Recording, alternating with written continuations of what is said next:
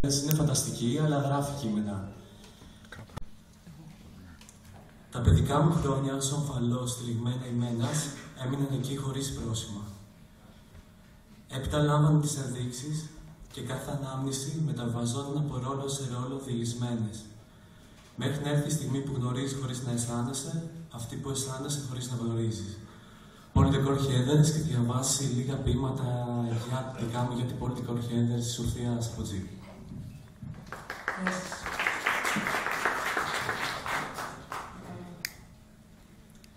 Ανάμεσα στα μικροσκοπικά της δάκτυλα που αλήφουν την πόλη τα απογεύματα και όχι πολύ μακριά από αυτό που αποκαλούν μια αργία, στις 7 και 16 ακριβώς, μια τρύπα στο χρονικό των ταχυδευτερολέπτων ανοίγει.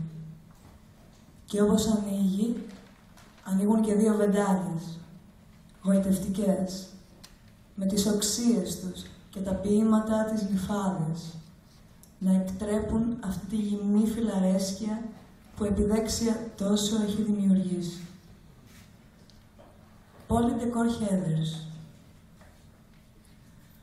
Όπως τα ψάρια συνοστίζονται στη βαλίτσα μου και διάγουν την ανθρωπολογία σε κάτι ασήμαντο, γελά και εκείνη μαζί τους, γνέφοντας η στιγμή για τη γη έχει έρθει και οι άνθρωποι δεν επιτρέπεται να μιλούν άλλο πια.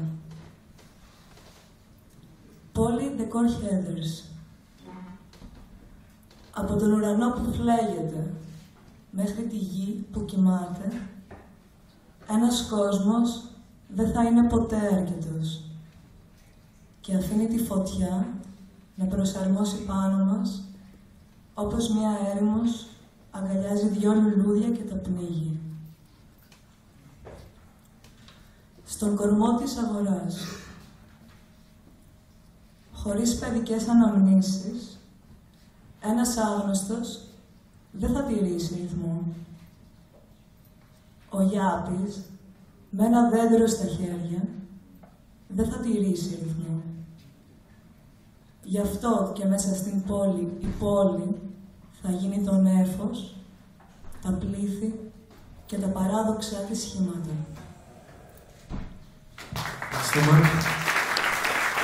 Παρακαλώ τον κύριο Στάθη Μιτζένα να ανεβεί.